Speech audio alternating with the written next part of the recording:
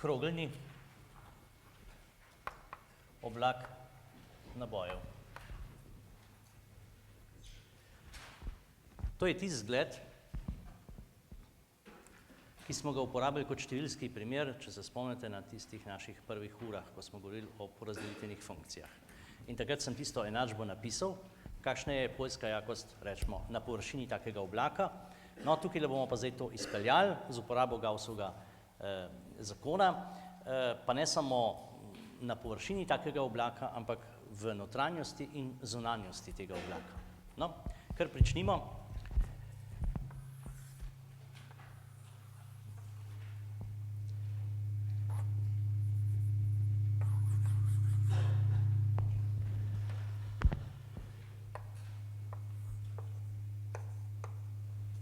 Takole bom označil. Torej, vzeli bomo krogeljni oblak enakomerne gostote.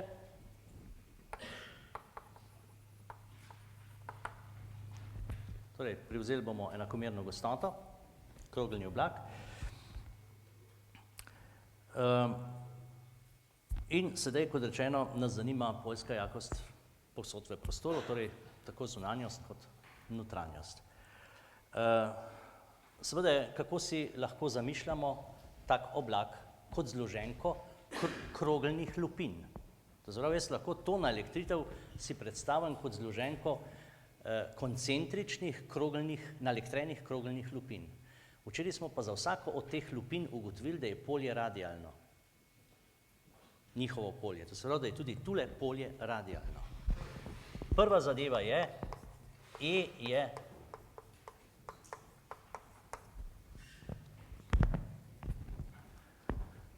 hvala lepa. Imamo pozornega laboranta in to uredi.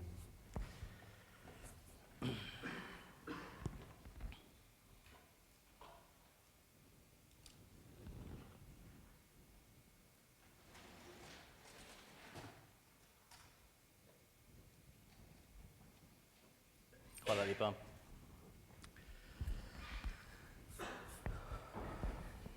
Izgleda, da se to daleč sliši. No, takole. To se pravi, to naelektritev razumemo kot zloženko koncentričnih krogeljnih naelektritev. No, in seveda zaključek tega razmisleka je tole. Zdaj samo še vprašanje, kolikšna je ta jakost? Polje je radialno, to že vemo, zdaj kolikšna je, tukaj nam bo pomagal pa spet Gaussov zakon. In bomo vzeli spet to Gaussovo ploskev, sklenjeno ploskev, bomo vzeli najbolj preprosto in bomo vzeli kroglo, ki je koncentrična k temu oblaku. To se pravi ploskev A, Gaussova ploskev, ki bo vstopala v Gaussov zakon. Tista ploskev je katerakoli, mi si jo pa tule zberemo. To se pravi krogla, polmera R, ki je koncentrična k oblaku naboja. Se pravi, če mogoče malo skiciram, to bo na zdravje. Ena takšnale krogla, lahko bo tudi krogla, ki zajame celoten oblak. To se pravi, tale naš R bo pravzaprav šel dejansko od nič do neskončno. S tem poberemo celoten prostor, ki nas zanima, notranjost in zunanjost. No, če je to tako, potem zapišemo Gaussov integral. To se pravi, če smo izbrali tako ploskev, sta dva vektorja vzporedna. In če sta vzporedna, to pišemo tako kot zadnjič, kot radialna komponenta krat DAR. Po tej ploskvi. No, ker je pa tole naše polje zaradi rotacijske simetrije, verjetno neodvisno od pozicije na tej ali kakšni drugi krogli, je to na takšni krogli stalne vrednosti in kot takšna deluje kot konstanta, ki jo lahko damo pred integral in seveda dobimo seštevek vseh radialnih ploskvic na teh Gaussovih ploskvicah. No, to je pa tisto, kar smo tudi že včeraj ugotovili, da je to pač 4πr kvadrat in tole dalje znese je 4πr kvadrat krat er. To je pa potem v nadaljevanju po Gaussovem zakonu enako objeti naboj deljeno z epsilon nič. No, tukaj imamo pa sedaj dve možnosti. Dve možnosti in sicer možnosti, ki jih nakazujem že s tema dvema črtkanima sferama. Da je to Gaussova ploskev, ki delno zajame naboje, ali pa taka Gaussova ploskev, ki zajame vse naboje. Prav, če gremo najprej v notranjost, zajamemo do nekega radija samo tolikle naboja. Ta naboj je pa enak čemu? Gostota naboja krat volumen do tistega radija. Volumen do tistega radija je pa 4/3 πr na tretjo. 4/3 πr na tretjo je tale volumen in potem je treba to deliti zdaj še z epsilon nič. Torej, toliko je objetega naboja v primeru, ko je Gaussova ploskev znotraj oblaka. No, in seveda pišemo tukaj r pač manjši od r nič. Zdaj pa še drugo možnost vzamemo, ko je pa Gaussova ploskev vseobsegajoča, objamemo celoten naboj, to je pa seveda gostota naboja krat 4/3 π r nič na tretjo, to se pravi radij oblaka, deljeno z epsilon nič, to se pravi za r-je, ki so več kot r nič. No, verjetno ni težko videti, da lahko tukaj zdaj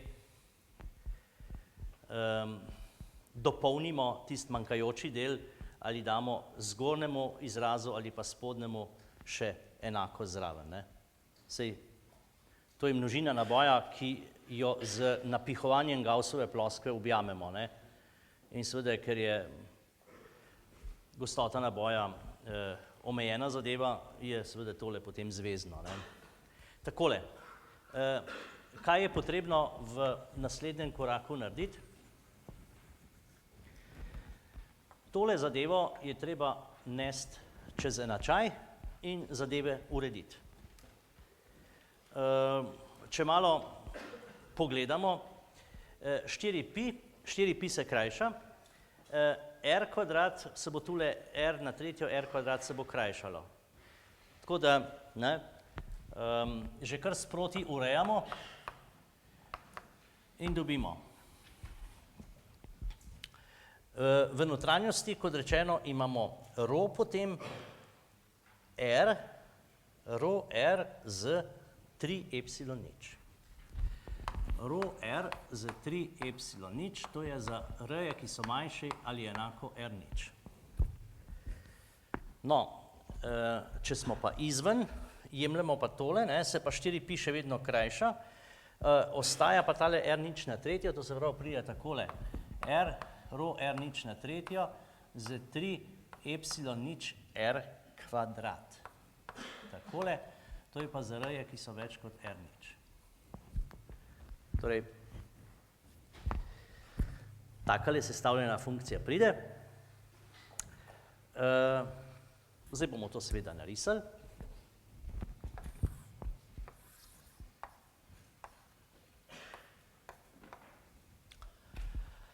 No, tole je tisto, kar sem vam zadnjič kot pri številskem zgledu vzel. Sem rekel, to bomo prej ali slej izpeljali, no danes smo. In tako kot vam bom tudi kakšne stvari obljubljal, ko bom rekel, zaenkrat sprejmite, da to tako je, kasneje bomo to pokazali.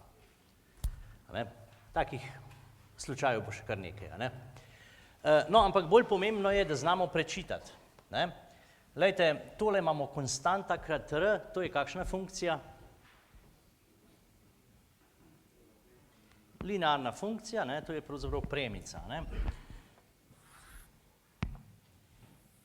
To je premica. No, če bom malo lepš narisal, bo še boljš. Ne?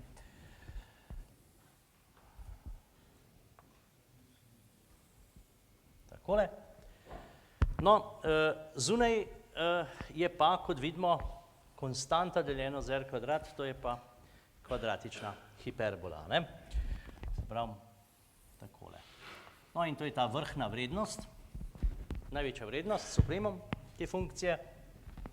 Seveda, če je naboj pozitiven, ne? Potem je tako. Ne? To se pravi, tukaj je rho r nič z 3 epsilon nič. Ja, to je pravzaprav vse. Ne? Radialna komponenta. Ja.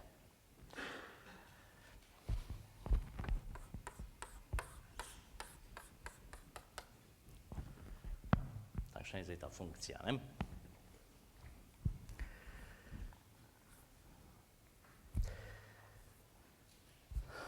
No, mogoče bi ob telem primeru napeljal na neko asociacijo, na moje vsekakor na vašo povprašanje. Ne? Torej, ko smo upeljevali vektor električne poljske jakosti, smo rekli, to je, tako bi rekel, interno bi mu lahko rekli temu vektorju tudi električni pospešek. Ne? Se smo rekli, da se gravitacijska in električna sila pravzaprav razlikujeta samo v konstanti, ne? Tam nastopa gravitacijska konstanta, tule 1, 4 pi epsilon, ne? In tam nastopata masi, a ne? Tukaj pa naboja. To se pravi, če normiramo gravitacijsko silo, dobimo gravitacijski pospešek, če normiramo električno silo, dobimo vektor poljske jakosti. No, in zdaj takle oblak nabojev nas pravzaprav lahko spominja na planet, pri katerem bi prevzeli, da je gostota snovi konstantna. A ne? To se pravi, G radialni, ne?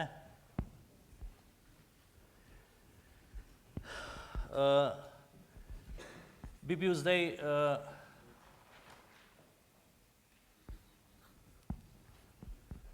če se malo poigramo, ne? To se pravi, namesto tegale roja bi pisali ro snovi, a ne? Trojka bi vsekakor prišla, tale epsilon nič je treba pa tako gledati, ne? 1, 4 pi epsilon nič, ne? Tam imamo pa gravitacijsko konstanto G, to se pravi, bi tukaj prišel gravitacijska konstanta, pa še 4 pi gravitacijska konstanta bi prišlo, potem pride pa rho r z tretjino, a ne? Rho pač zemlje, ne? Oziroma tiste snovi. Pa še nekaj je, a ne? Gravitacijski pospešek je kot vektor usmerjen v center, to se pravi, bo tukaj prišlo še minus, a ne? Takole. No, zunaj pa podobno, ne? Če malo skonštruiramo, ne? 4 pi gravitacijski pospešek, trojka bi vsekakor bila rho r nič na tretjo z 3r kvadrat. In seveda funkcija bi bila pač takšna. Ne?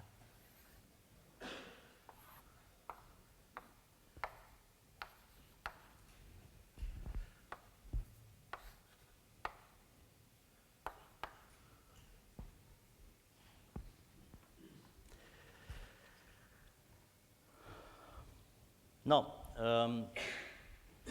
glede na to, da vas tisti primer sfere naelektrene lupine in polja znotraj ni pretirano zanimal, kako bi se to dokazalo, da je nič, se nekaj podobnega lahko dokaže tudi v gravitaciji. Ne? Se pravi, če bi predpostavili, da je planet kot skorja, zgolj skorja, brez sredice, a ne? Zgolj skorja, da bi bila masa združena samo ob radiju, a ne? Potem bi ugotovili, da je tukaj G enak nič. Ne? To se pravi, Mi smo ugotovili, da je poljska jakost nič, uporabljajoč Gaussov zakon. Lahko bi pa to tudi na kakšen drug način dokazali, a ne? Kot rečeno. In seveda, to je zdaj tisto, bi rekel, breztežno stanje, ne? To se pravi, sferno porazdeljena masa, navznoter nima polja, ne? Takole.